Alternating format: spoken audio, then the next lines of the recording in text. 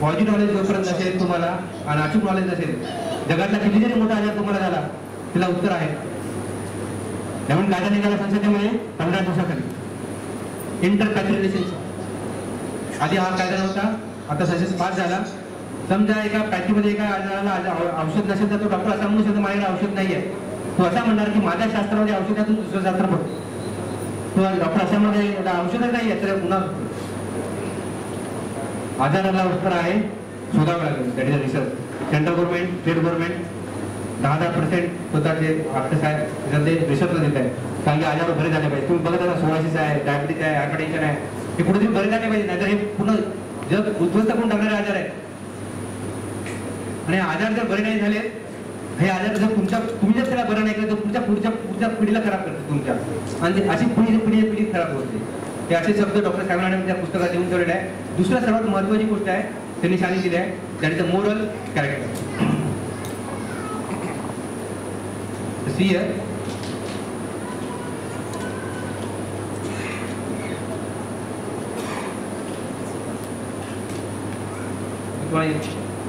The moral character हा खूप महत्वाचा गोष्ट आहे. मोरल कॅरेक्टरचा अर्थ काय असतो? What is the moral? नैतिकता. डॉक्टर साहेबांना म्हणतात की जोपर्यंत तो गुड ह्युमन मिळत नाही, चांगला माणूस बनत नाही. चांगल्या माणसाला आजार कमी होतात. लोभी नसला पाहिजे, तो लालच नसलं पाहिजे त्याच्यामध्ये. आणि आपला मोरल कॅरेक्टरिस्टिक कोण शिकवत असते? तर आपण सर्वात पहिला मोरल जर तुम्हाला हे करायचं असेल की तुम्हाला सर्वात चांगल्या गोष्टी जर तुम्हाला कोणी शिकवल्या असतील जगामध्ये, तुमची आई. तुमची आई लहानपणापासून तुम्हाला कोणाला उलटं बोलू नकोस. तुला माहित होतं हे जर असं हा जर उलटं बोललं तर भविष्यात तुला आजार होतील. कोणी जर तुला रागवलं तर चिडचिड करू नकोस. हे कोण शिकवते? आई शिकवते सुरुवातीपासून. आई कशासाठी शिकवत होती आपल्याला? तिला माहित होतं की बाबा हे जर असं झालं तर बिमार पडेल. तुम्ही तुमच्या आईला आठवा, आणि तुमच्या आईचे सर्वात पहिलं चॅप्टर आई आणि वडिलांचं स्पेशली त्यांना मोरल कॅरेक्टरिस्टिक तुम्हाला खूप जास्त शिकवली. आणि जे मोरल कॅरेक्टरिस्टिक जर चुकीचे असतील तर तो लवकर आजार होतो. ते मोरल इथिक्स कोणता होतं? समाजामध्ये व्यवस्थित राहणं, सर्वांना व्यवस्थित बोलणं, प्रेमाने बोलणं, राग चिडचिडपणापासून दूर राहणं, आणि ते मोरल. आणि मोरलमध्ये जर चुकला तर सर्वात काय की समजा तुम्हाला वेळेवर जेवायला नाही भेटलं तर चिडचिड करत असेल आजारी पडणार. तुमची आई सांगत असते वेळेवर जर जेवायला नाही भेटत तू ऍडजस्ट कर. तर आपण मोरल इथिक्स तुम्हाला शिकायचे असतील तर तुम्हाला आपण एक सॉंग ऐकूया. तुम्हाला तुमचे मोरल इथिक्स कळायला भेटतील. तुमच्या आईने तुम्हाला काय काय मोरल इथिक्स शिकवले ते तुम्हाला थोड्या वेळाचे तुम्हाला रेकग्नाइज होईल. आणि हे चॅप्टर आपल्याला कळलं पाहिजे की आपल्याला मोरल इथिक्स किती महत्वाचे आहे आपल्या लाईफमध्ये. आणि मोरल इथिक्सचा अर्थ होतो की गुड ह्युमन. जोपर्यंत सर्वांनी डोळे बंद करा. मी काही इन्स्ट्रक्शन देईल ते फॉलो करायचे. तुम्हाला मोरल इथिक्स कळेल. तुमच्या आईने तुम्हाला लहानपणी बऱ्याच गोष्टी मोरल इथिक्समध्ये शिकवल्या असतील, ते तुम्हाला आठवायचे आहे. आणि तुम्हाला आठवल्यावर तुम्हाला कळेल की बऱ्याच गोष्टी माझ्या आईने, माझ्या समाजाने, माझ्या नातेवाईकांनी मला शिकवल्या होत्या, त्या मी पालन करतोय का? नसेल तर तुम्हाला कळेल की what are the moral characteristic. हे मी शिकू शकत नाही, फक्त तुम्हाला फील करू शकतो. You are the close your eye please everyone. And हे सॉंगला तुम्ही इमोशनली हे करा. तू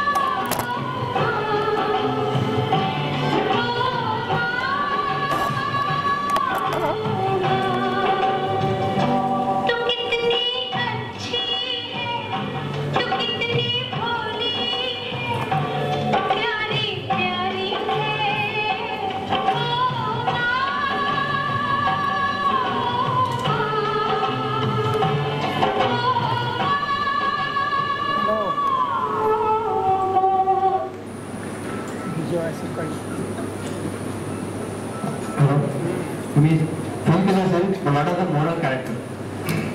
मोरल कॅरेक्टर तुम्हाला लहानपणापासून तुम्हाला शिकवलेलं आहे. वेळेवर जेवण करा, वेळेवर सर्व गोष्टी करा, त्या खूप महत्त्वाच्या असतात पुढच्या आधारासाठी. या गोष्टी जर चुकल्या तर भविष्यात आपल्याला खूप खूप काही खूप मोठा तुम्हाला जी गोष्ट सांगतो, मोरल कॅरेक्टरिस्टिक्स या आपल्या आजारावर खूप मोठा परिणाम करतो. आणि ते जर आपण व्यवस्थित जर आपल्या पाल्याला आपल्याला किंवा आपल्या फॅमिलीमध्ये या गोष्टी जर आपण व्यवस्थित जर करत गेलो तर आपण मोठ्या आजारापासून खरंच वाचू शकतो. एक स्टोरी सांगतो तुम्हाला, खूप सुंदर स्टोरी आहे. आजारासंबंधित आजार कसे असतात, कॅरेक्टर आपलं किती महत्वाचे असतं. ज्याचे कॅरेक्टर चांगलं असतं, कॅरेक्टर म्हणजे तुम्ही रोज कसं वागता, तुमच्या समाजावर तुम्ही कसं वागता, तुमच्या आई वडिलांवर तुम्ही कसं वागता, तुमच्या मित्रांवर कसं वागता, याच्यावर तुमचं आरोग्य अवलंबून आहे. तुम्ही बघितलं असेल, तुम्ही थोड्या वेळेस कोणावर रागवता तर दिवसभर तुम्हाला राग त्रास येतो. तुम्ही थोड्या कोणासाठी तर गोड बोलत तर दिवसभर तुम्हाला गोड वाटतं. That is called moral character. इथून काही वर्षापूर्वी भारतातला एक धोती घालून आणि हे घालून तो लंडनला जातो. एक व्यक्ती लंडनला असा कॉन्फरन्स हॉल असतो.